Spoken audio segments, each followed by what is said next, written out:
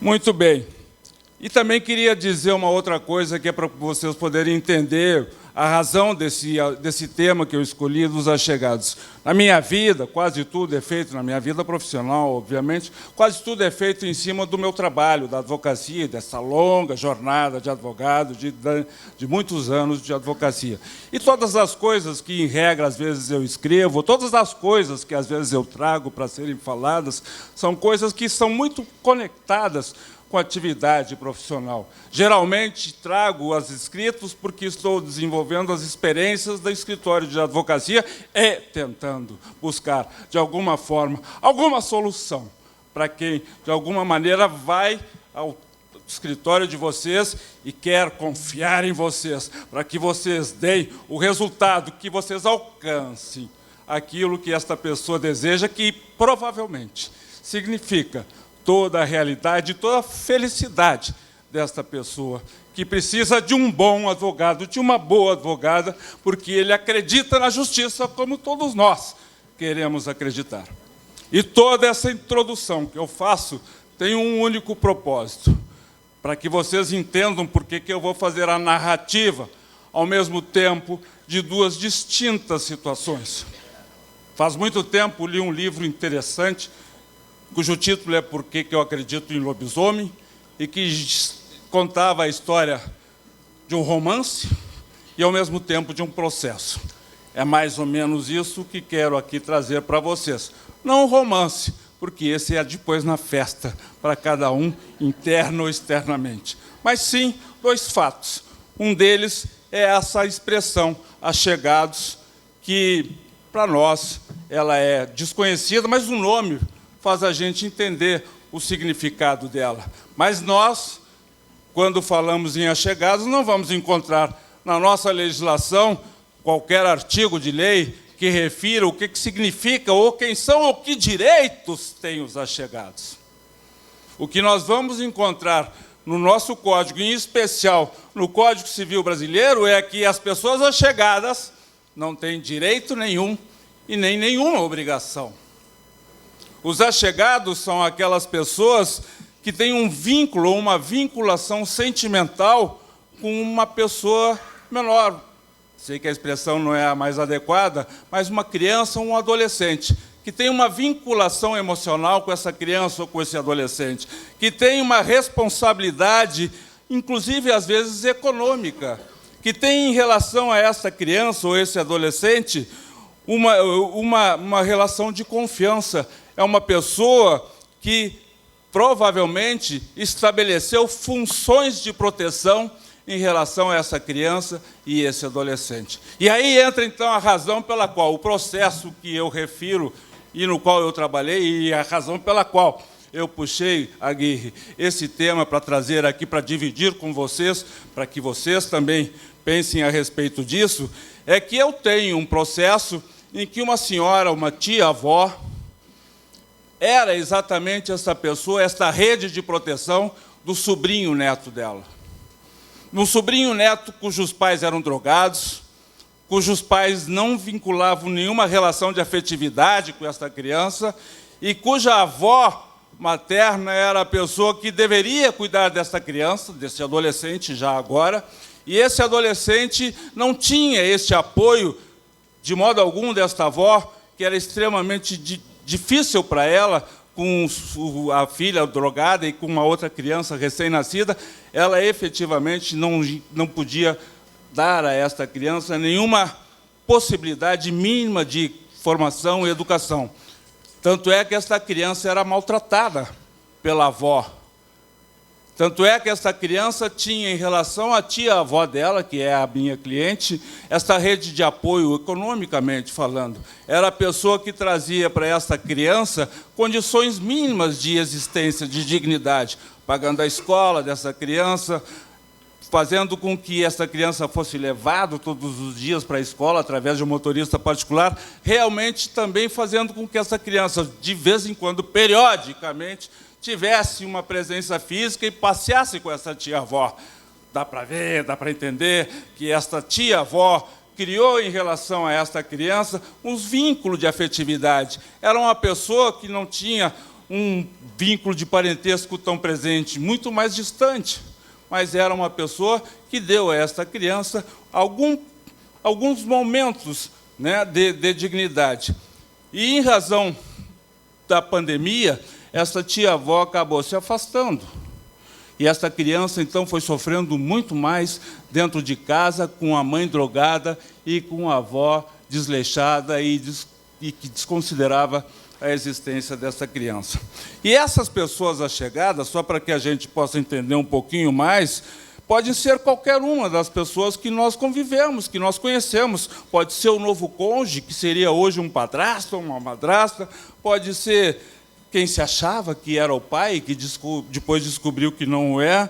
Podem ser casais homoafetivos, onde essas crianças são adotadas ou são crianças só registradas em nome de um desses casais, e o outro, então, é a pessoa que se apresenta mais próxima. Podem ser os imigrantes que vão para os Estados Unidos ou que do Haiti vêm para cá e que deixam seus filhos para serem buscados depois, deixam com amigos, deixam com pessoas estranhas ou deixam com pessoas mais próximas. Então, essas pessoas allegadas podem vir de todos os quadrantes. De forma que, no Brasil, como há pouco estava tentando dizer, não existe nenhuma legislação. O que mais se aproxima no Brasil é o artigo 25 do ECA, que fala da família extensa e dos parentes próximos, mas nem sempre os allegados são parentes. Quase nunca ou são, embora possam ser também parentes. O artigo 1595, que trata do parentesco por afinidade do padrasto ou da madrasta, esses nós conhecemos, mas esses não têm nem direitos e nem têm obrigações. Não representam nada, absolutamente nada. O artigo 1589, que depois de muitos anos, apenas em 2010, reconheceu o direito de visitação do padrasto e da madrasta. O enunciado, 333 da 4ª Jornada Civil, é o único que trata das visitas para pessoas com vínculos de afeto. Então, o que tem de mais próximo na nossa legislação é o enunciado 333 da 5ª Jornada de Direito Civil, a 4ª Jornada, com perdão. Ao contrário de nós, os outros países já têm uma legislação mais específica, mas vocês vão se acostumando com isso, porque é sempre assim. Os outros fazem primeiro e nós copiamos depois. E aí, então, o artigo 158 do Código Civil Espanhol diz, e isso nós temos, que o juiz deve salvaguardar os interesses superiores do menor. O artigo 160 do Código Civil Espanhol diz que não se pode, sem justa causa, e guardem esta palavra, sem justa causa, impedir as relações dos allegados, e é lá que eles usam essa expressão de allegados. E o artigo 236, 4 do Código Civil da Catalunha diz que os filhos têm direitos de se relacionarem com os avós, irmãos e demais pessoas. Então, vejam que existem duas expressões para essas pessoas que são próximas e que são essa rede de apoio em relação aos filhos dos outros, que são os allegados do Código Civil Espanhol e que são as demais pessoas do Código Civil da Catalunha. E o artigo, a Lei 103, de 2009, lá de Portugal, criou um instituto mais ou menos parecido, mas que não se identifica com os allegados, que é o apadrinhamento civil. De sorte que, então, ao contrário do Brasil, fazendo uma comparação com os outros países, em especial a Alemanha, a Dinamarca e a Holanda, esses países, eles reconhecem essa figura do allegado, reconhecem que essas pessoas allegadas podem estar presentes, corporificadas, na pessoa dos padrastos ou da madrasta, que são as mais prováveis, que são as mais próximas de acontecer uma relação de allegados. Então, reconhecem e fazem uma divisão, porque essas pessoas allegadas, que pode ser o padrasto, ou que pode ser a madrasta, ou que pode ser qualquer pessoa, como esta tia-avó, essas pessoas allegadas, elas têm uma autoridade comum, diferente do que nós conhecemos aqui, que é a autoridade parental. A autoridade parental pressupõe o pátrio-poder, ou poder familiar. E a autoridade comum pressupõe o que os alemães chamam de kleines Sorgenrecht, ou seja, são os direitos dos incômodos, dos problemas pessoais. E esses países, então, ao contrário de nós aqui, eles dizem que este menor tem direito à convivência com essas pessoas que lhe são próximas, com essas pessoas que lhe são allegadas. E este direito deste menor, ou desta figura, da criança ou do adolescente, esses direitos não podem ser negados. Porque a negativa desses direitos de aproximação, e eu estou falando aqui de uma expressão que nós não gostamos, doutora Renata, que é essa expressão de visitas, mas é que, em relação aos allegados, eles só realmente têm um direito de visitas. Eles não têm um direito de convivência. Os allegados têm o direito, de vez em quando, conviverem rapidamente, para até nem atrapalhar as convivências com aqueles que são os que têm os direitos decorrentes de outras relações, dos vínculos biológicos, etc. e tal. Mas o que os direitos estrangeiros não querem evitar, não querem impedir, é que este allegado, ou que as pessoas allegadas se comuniquem, porque isto é importante para essas crianças e para esses adolescentes. Mas também não esqueceram que, às vezes, existem pessoas que não são benéficas, cuja convivência não é benéfica para com essas crianças. Existem pessoas cujos vínculos são perversos, e nós conhecemos isso. Nós conhecemos pessoas que sofreram quando foram criados por outros, por madrastas ou padrastas. Então, quando o direito estrangeiro reconhece esse direito de convivência dos allegados, esse direito de convivência pode ser extensivo, mais extensivo, ou mais restritivo. E vai sendo, então, determinado de acordo com esses vínculos, se eles são bons, porque eles têm que ser bons para a criança e para o adolescente. Se eles forem bons, esses direitos são mais ampliados, são mais extensivos. Se forem ruins, vão restringindo até que não tenha mais. E o que acontece? Para que se reconheça, para que se estabeleça esses direitos, tem alguns critérios, que é rápido, e, aliás, quero fazer um parênteses aqui. Eu, quando comecei, eu vi todo mundo usa aqui o PowerPoint, etc. e tal, e eu estou me sentindo muito velho, porque venho com as minhas folhinhas que eu não posso perder de jeito nenhum. E aqui eu anotei que, então, esses tribunais ou esses juízes do exterior, eles consideram algumas coisas que são fáceis de entender. Consideram a situação pessoal do menor e a relação dele com o allegado, consideram a intensidade desta relação, consideram a duração desta relação, o resultado dos laudos psicológicos e estudos sociais, que também vão ser determinantes para a questão da convivência entre os dois, para a gradação da convivência. Consideram que essa convivência não pode invadir os direitos dos pais, principalmente quando são separados, e outras circunstâncias que, de um jeito ou de outro, beneficiam a criança ou o adolescente. E só porque eu estou ainda tentando aqui esclarecer o que significa ser allegado, esta relação dos allegados, ela um dia se extingue, como tudo na vida se extingue, como nós um dia vamos nos extinguir. Mas essa relação pode se extinguir ou se extingue pela maioridade da criança e do adolescente, quando ela gera altos custos, sei lá, o allegado, a pessoa está morando muito longe e o deslocamento tem um custo muito alto, e quando deixam de conviver, quando o tempo acaba, então, afastando essa convivência, então também se extingue pelo falecimento, obviamente, de um ou de outro, ou quando ocorrem maus tratos, como também os abusos sexuais. São causas de extinção, são causas, são relações, são informações que pretendi trazer aqui para que a gente tenha uma noção um pouco mais exata da figura dos allegados e, quem sabe, para que, como estamos aqui num congresso de ampla reflexão, quem sabe nós também podemos refletir a respeito desses temas, desses assuntos, dessas questões que dizem respeito muito próximo àqueles que nós todos temos o dever de proteger.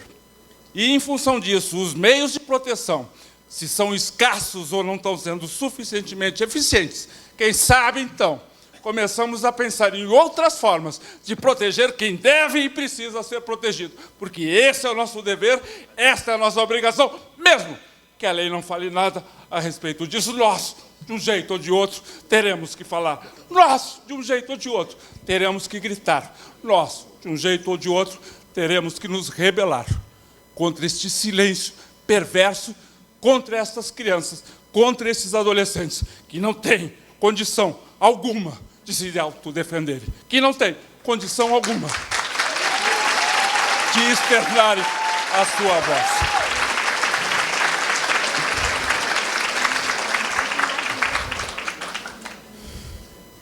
Contei o processo, falei que ia fazer referência a duas situações diferentes, copiando o livro que li há muito tempo, mas agora, então, queria dizer para vocês que eu, a partir do momento que contei esse fato para vocês, também queria chamar a atenção que, como na nossa advocacia, determinadas situações, determinados processos, determinadas tarefas que nos trazem para dentro do nosso escritório de advocacia, como tem determinadas situações que nos tocam, que nos comovem, que nos movem a buscar as soluções. E aí, então, em razão disso, resolvi agora, na parte segunda desta história, ou desta narrativa, dizer para vocês que eu nasci na efervescência do Código Civil de 1916. Minha mãe era de origem germânica, meu pai de origem espanhola. A minha avó era discriminada socialmente porque era desquitada e tinha um concubino.